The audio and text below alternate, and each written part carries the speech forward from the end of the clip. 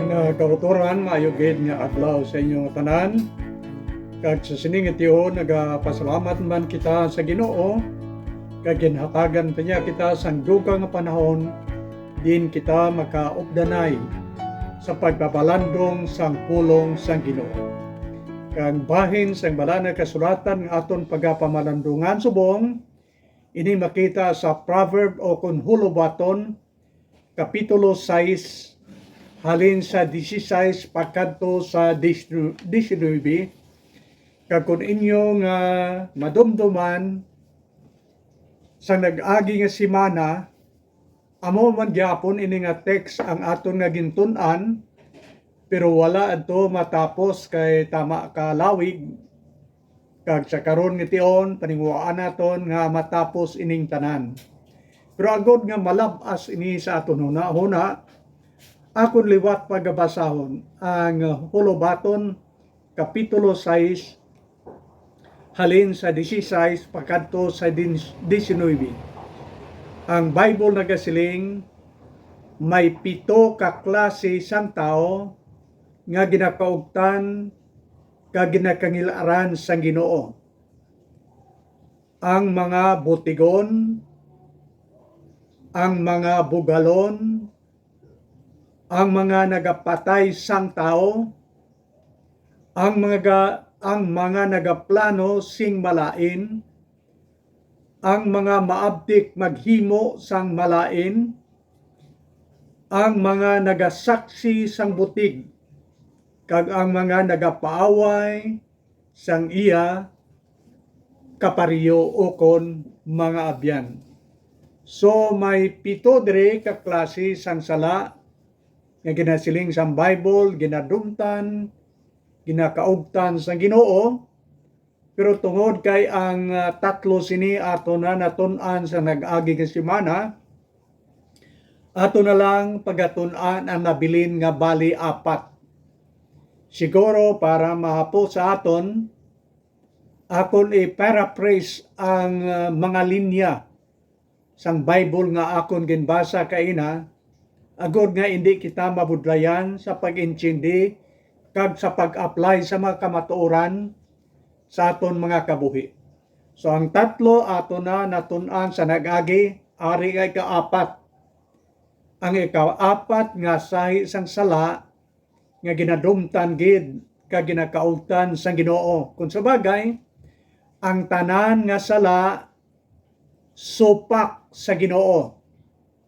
O kung ang tanan nga sala nakapalain sang aton relasyon sa Dios.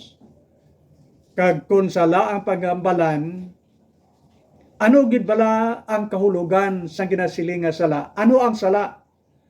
Ang Bible mismo naghatag sini. Siling sang Bible, ang sala amo ang pagsupak sang kabubuton sang Dios. Ang sala amo ang di pagtuman sang mga sugo sang Dios nga dapat naton nga sundon. Kung aton supakon kag hindi naton pagsundon ang mga kasuguan sang Dios, then nakasala kita batok sa Ginoo. Agaton pirmi mabatian, may ara nga napulo ka sugo sa Exodus Kapitulo 20, kagini nga sugo wala pagid sing nakatuman bisan isa lang ka tawo. Halin sa pagtukod sang kalibutan, tubtob subong ang napulo ka sugo nga makita naton sa Exodus 20, wala sing isa ka tawo nga nakatuman sina. Aton balaw na unaon didto sa garden sa Eden, may isa lang kasugo nga ginhatag sang Dios sa aton una nga ginikanan. Ano ina nga sugo? Nagsugo ang Dios kay Adan kag kay Eva nga hindi magkaon sang bunga sang kahoy nga makita dira sa tunga sang garden sang Eden, ang bunga sang kahoy nga magapakilala sa tao kung ano ang malain kag maayo. Kag nagsiling nga Dios, kung magkaon kamo sang bunga sina nga kahoy, mapatay kamo. Isa lang kasugo, wala pa matuman. Nagsulod si Satanas sa dagway sang manog, kagintintar sila, kaginsinan kaon. Pero nakarason pa ang una nato na ginikanan, pero sa uli, nagkaon gid sila. Isa lang kasugo, wala pa matuman.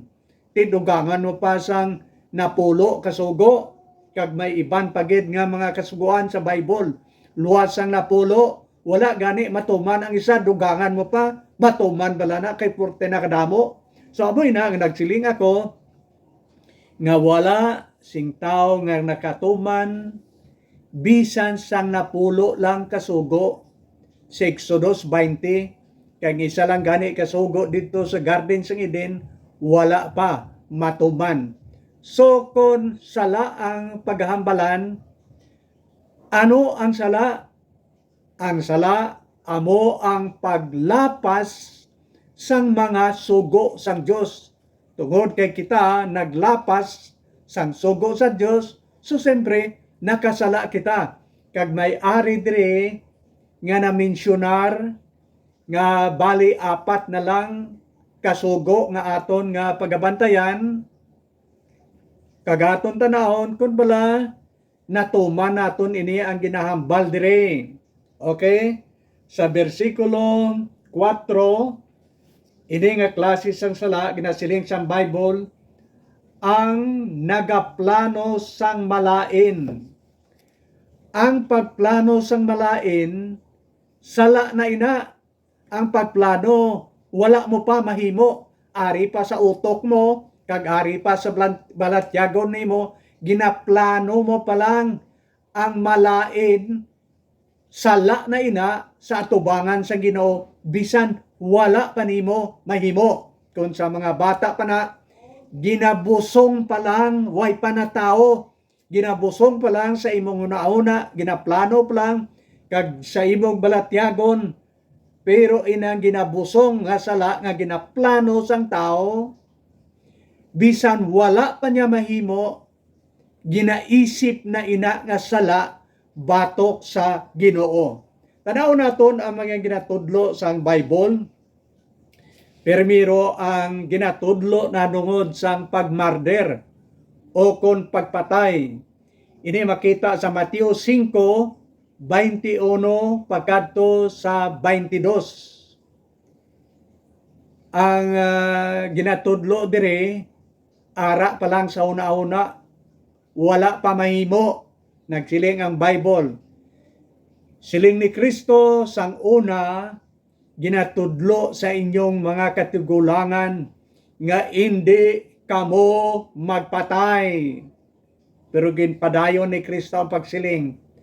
Pero karon nagatudlo ako sa inyo nga ang nagakaakig batok siyang utod. Ginaisip na ina nga sala sa ukmanan sang Dios. Way pa nahimo. Ginahuna-huna pa lang, nangakig pa lang siya gani siyang utod. Wala pa niya nahimo, naakig pa lang siya. Pero siling sang Bible, kung ina nga kaakig ginhuptan mo sa imong una-huna kag sa imong nga balatyagon, ginaisip na ina nga sala, kag delikado na ina nga sala sa adlaw sang paghukom. Sa ukmanan sang Dios, ginaisip na ina nga sala, bisan wala pa matao, wala pa mahimo. Amo ina ang ginasiling sang Bible, nga agud hindi matao ang sala nga ginatawag pagpatay, pagmarder sang aton isig katao, dapat ang kaakig hindi pagpadugayon sa aton hunahuna kag balatyagon. Amo ini ang nasiling sa Episo versikulo 4, kapitulo 4, versikulo 26. Nga nagasiling si San Pablo, hindi ninyo pagpatunori sang adlaw ang inyo kaakig. Kung sa aton pa, hindi pagpadugaya. Kay kung magdugay ina, sakyan ina sa Satanas, magaplano na ikaw sing malain, batok sa imong isigataw, ang tao nga imong naakigan. Amo ina dira naghalin ang pagpatay. kay wala man masitol, wala man menulsulan, ara gin entertain ang kaakig, batok sa iyang isig katao, nagplano na siya sing malain kung paano siya makabalos. Tani ko na ginulsol siya, kag ginapangayo niya sing kapatawaran sa Ginoo, ang sala nga nagsulod nga among kaakig, hindi na siya maghandom na magbalos. Ang problema, kay kung kaysa ang pagbalos sa tao nga aton akigan, sobra ang aton nga pagbalos. Katulad abis ang nabalaan akon, sa katao, isa kami ka barangay, kilalahay kami, pero may isa man iya nga medyo mapintas, tinapungol siya, nahuyan siya kay natapungulan, naglaya siya sa among lugar, naglakat sa ibang nga probinsya, kag tungod sa iyang pagdumot, tungod sa iyang kaakig, kay gitapungol siya, nagplano siya kung paano magbalos. Isa ka tuig nga plano, grabe. Isa ka tuig. Nagpuli siya sa amon lugar, January 25. Kag nagbalos gid siya, pero iyang balos sobra. Ang nagtapungol sa iya, sa tungation, iya gid ginpatay. Mga utod kon pagsulod sang kaakig, kung ginpangamuyuan niya sa Ginoo, kag wala siya nagdumot, kag wala niya ginplano kung paano siya magbalos, tani wala matabo ang dako nga hitabo. So, may ara nga preventive measure. Kung ikaw may kaakig sa imong isig katao, agod ma-prevent, agod nga mapugnan nga hindi na mahimo nga magbalos ikaw sang sobra, imo ina nga pangamuyuan. Kag nagsiling ang Bible, hindi pagpatunori sang adlaw ang imo nga kaakig. Kay kung magdugay ina dira, sakyan ina si Satanas, nga si Satanas manugpatay sang tao, kag ginasunod ina sang mga kanakan ni Satanas. Pero kung ikaw anak sang Dios, hindi mo ina mahimo. Nagasiling ang Bible nga dapat nga hindi kita magplano sang malain batok sa aton nga isig katao. May isa pa gid ginatudlo sang Bible nga sala, agod nga ma-prevent ini kag mapunggan ini, amo ini ang sala nga ginasiling nga adultery. Sala sa pagpakighilawas. Ari ginatudlo sang Mateo 5:27 pakadto sa 28. Siling sang Bible, wala pa ni mahimo, plano pa lang ni sa utok at sa blatyagon sang tao. Nagasiling ang Bible, ginahambal sang una ka ginatudlo sa inyong mga katigulangan, nga hindi kamo magpakighilawas. Pero siling ni Kristo, pero karon nagatudlo ako sa inyo, nga kung ang isa ka lalaki magtulok sa isa ka babae, kag maghandom siya nga magpakighilawas, sina nga babae, nakasala na siya, kag delikado na siya sa ukmanan sang Dios. Wala pa mahimo. Ara pa lang sa iyang hunahuna, kag ara pa lang siyang balatyagon, ang pagpakighilawas.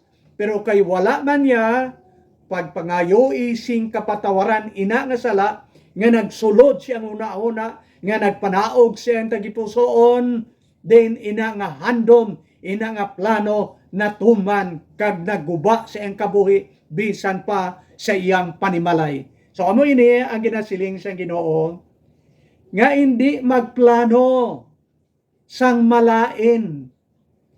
Kay kun ang malain, amo ang ari sulod sa aton kabuhi, kag gina-entertain naton ina nga malain, nga huna-huna kag balatyagon, may tion nga matao ang malain nga plano, mahimo ang malain nga plano sa imong kabuhi. Ikadua, nagintudlo diri sang Bible, nagasiling siya, Kag makita nimo ini sa bersikulo 5 bersikulo 18 sang Proverb 6. Ang masunod amo ini ang di o kon ang hindi pagpugong sa paghimo sang sala. Pagpugong kung sa aton pa self-control. Wala sing self-control sa paghimo sang sala. Hindi naton mapugnan ang paghimo sang sala. Amo ini ang ginatudlo sang Bible sa aton. Sa Galatia 5:22 dira ginatudlo sa Biblia ang bali siyam kabunga sang balaan nga espiritu o kon siyam ka slice sang bunga sang balaan nga espiritu. Tilawan naton, madumduman naton tanan. Ang bunga sang balaan nga espiritu amo ang paghigugma, love, joy, peace, patience, faithfulness, kindness, long-suffering or humility. Din ay ikasyam dira, bisan hindi nyo na madumduman ang iba na misyonar nakon, ang ikasyam, self-control, ang pagpugong sa kaugalingon. Okay, ang sala nga ginakaugtan sa Dios, amo ini ang sala, ang di pagpugong sa paghimo sang sala. Hindi makontrol.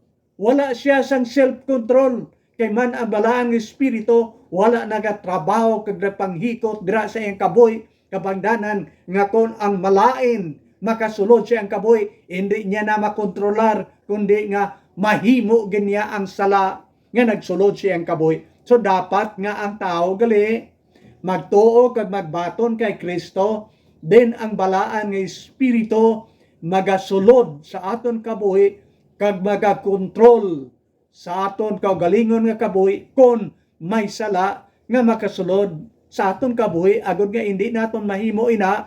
Nagakinahanglan kita sang gahom sang balaan nga espiritu sa pagkontrol sa aton kaugalingon. Kay kung sa aton lamang nga kusog, wala kita kag hindi kita makakontrol sang aton kaugalingon. So self-control dapat ina nga himuon sang tao. Amot ko naka-experiensya kita sang pag-drive sang salakyan, bisan pa ang motorcycle, bisan pa ang bisikleta, dapat ang salakyan may brake. Kung ang salakyan nimo wala sing brake, sigurado gid ako nga sa unahan sina maaksidente gid ikaw kay wala sing nagakontrol sang kadasig sang imo nga salakyan. So dapat ang imong jeep, ang imong motorcycle, sigurado nga nagatrabaho ang brake kay kun wala, dako nga perwisyo ang iyang paghimuon dira sa imong kabuhi. Madamo nga aksidente kay nadulaan sang brake ang salakyan, ang pasahero, kagang iban pa nga nagasakay, nagkalapatay tungod kay ang ginasakyan nga salakyan nga jeep wala sing brake. Amo ina ang aton kabuhi, amo na ang dagway niya. Kung ang tao wala sang self-control, hindi makapugong siyang kagalingon, dako nga perwisyo mahimo naton sa aton mismo kabuhi, sa aton panimalay, kag sa aton nga isikataw. Kay man wala kita disiplina, kag wala kita kag hindi kita makakontrol sang aton kaugalingon.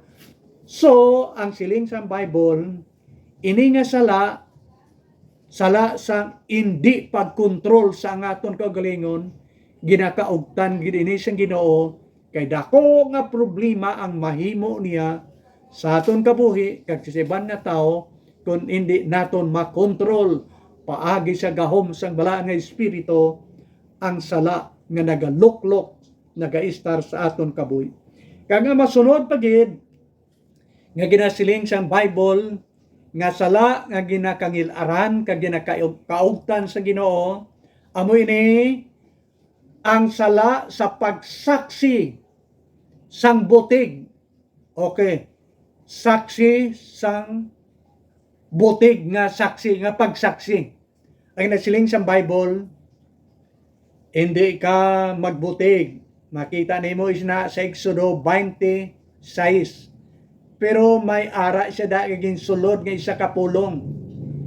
Hindi lamang nagasiling ang Bible nga hindi ka magbutig. Ang siling niya di, hindi ka magsaksi sang butig. Kadamo sa mga saksi, ginatudloan lang kung ano ang ihambal niya. Agud lang makadaog sa kaso. So halin sang una, tub-tub subong, kadamo sa nagasaksi sa binutig, nga nagasiling siya, nga nakita ako gid, pero wala na siya da. Dito siya sa ibang nga lugar, nagpuli lang siya. Gini mo nga saksi, nga wala siya makakita kung anong nagkalatabo. Masaksi lang siya, kay ginsuhulan, kag ang iyang tanan, ihambal, lunsay binutig. Pero nagasiling ang Bible, hindi ka magsaksi sang butig. Ina, makita mo sa napulo kasugo. Kundi kung magsalaara sa ikasyam, hindi ka magsaksi sang butig. Pero halin sang una bala, hasta na subong, siguro hasta pa sa palabuton, kung magsaksi ang tao sang butig, damo ang kwarta nga isuhol sa iya. Dako pa ang mabaton mo nga suhol kung magsaksi ka sang binutig kaysa magsugid ka sang husto. Dumduman ninyo sang si Jesus Christ ginlansang sa cross, ginlubong, kag si katatlo nga adlaw na banhaw siya. Ang lulob nga ni Jesus Christ, ginbantayan sang mga soldado, mga pinili, mga maisog na soldado, ang ginassign sang Roma dito sa lulob nga ni Kristo. Agud bantayan, nga wala sing makapalapit, wala sing makakawat, wala sing makatandog sang lawas ni Kristo. Gwardyado, mga soldado, patay, ginabantayan pa. Pero sa ikatatlong adlaw, nabanhaw si Kristo. Pagkabanhaw ni Kristo, nag-report ang mga gwardya dito sa mga leaders, sa mga high priest sa Jerusalem, sa mga elders, sa mga eskriba kag parisiyo, nag-report sila dito nga si Kristo nabanhaw kag may kasana galing sa langit nga nag-igo sa ila kag nagkalatumba sila kag nagkalalipong kag nasapuan na lang nila nga si Kristo wala na. Sang gin-report nila ang kamatuoran, kabalo ka kung anong ginsiling sa high priest kag mga elders, mga leaders dito sa Jerusalem.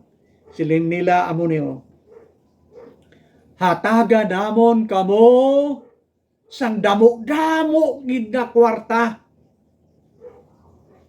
pero inyong isugid sa mga tao ang binutig nga ang iyang mga gintuton-an nagkadto dito sa lulubngan, samtang nagakatulog kamo kag ginkawat ang lawas ni Kristo. Hindi nga nabanhaw, kundi ginkawat. Grabe ang soul, purti ka mo nga kwarta. Kag nagsiling sa Bible, hasta subong may nagapati nga si Kristo wala mabanhaw tungod kay may mga butigon nga mga saksi nga naglakat kag nagpalapta sa sugilanon nga pato-pato nga hindi matuod tungod kay kadamo sang kwarta nga ginsuhol sa ila.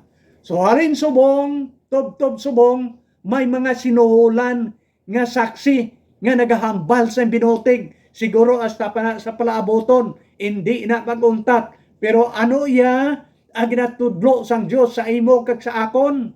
Siling sa Bible, hindi kamo magsaksi sang binutig.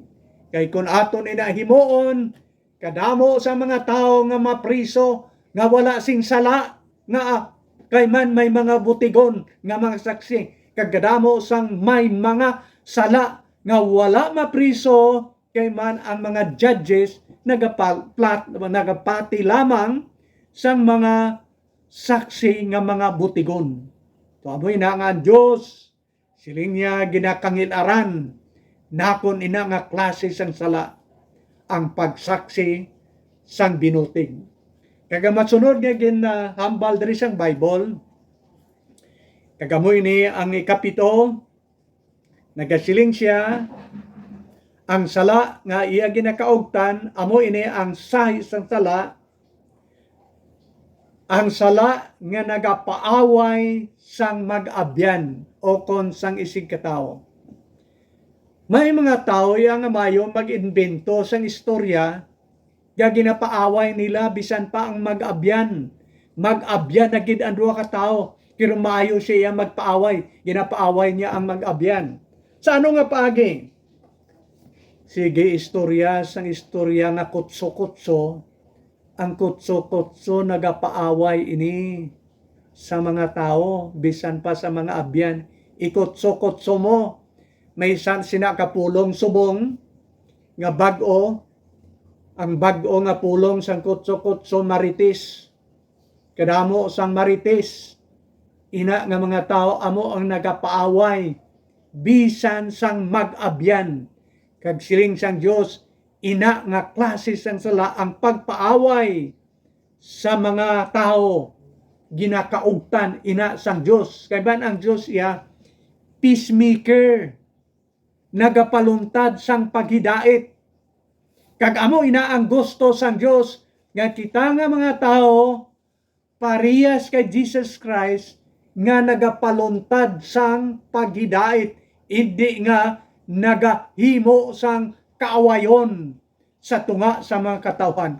Kung naton dumdumon ang Isaiah 9:6, ang isa ka ngalan title ni Jesus Christ, si Jesus Christ kinatawag nga prinsipi sang paghidait.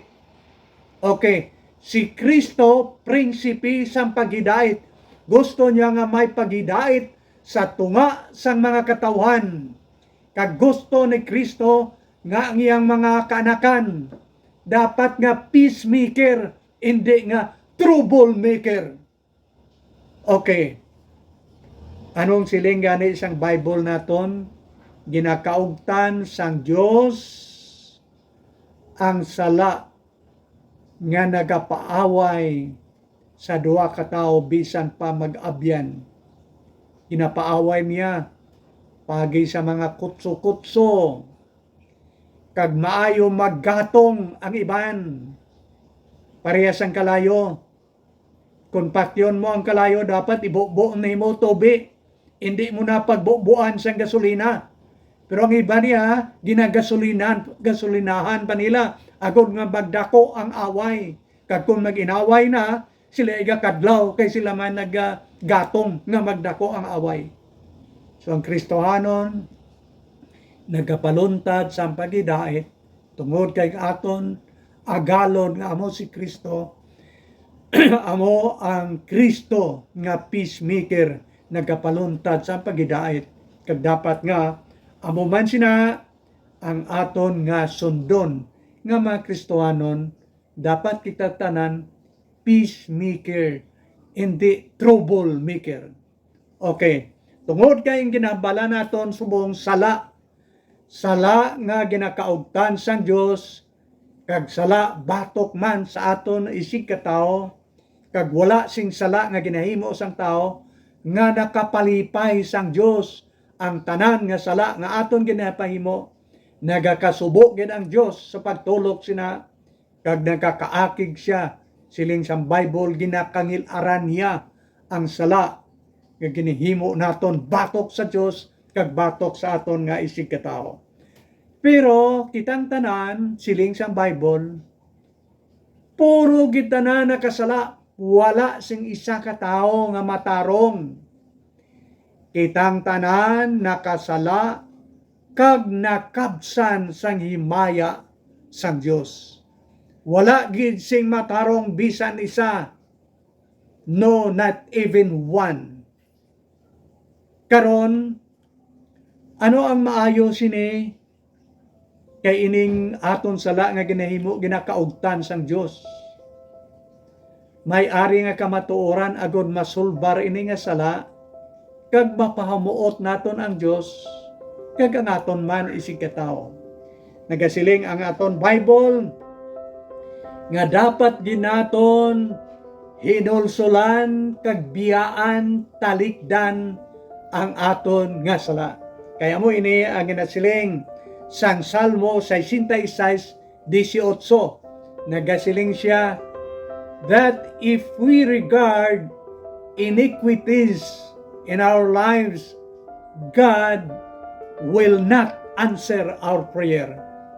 Kon aton nga hoptan kag palanggaon ang sala sulod sa aton mga kabuhi, ang Dios hindi magsabat sang aton mga pangamuyo.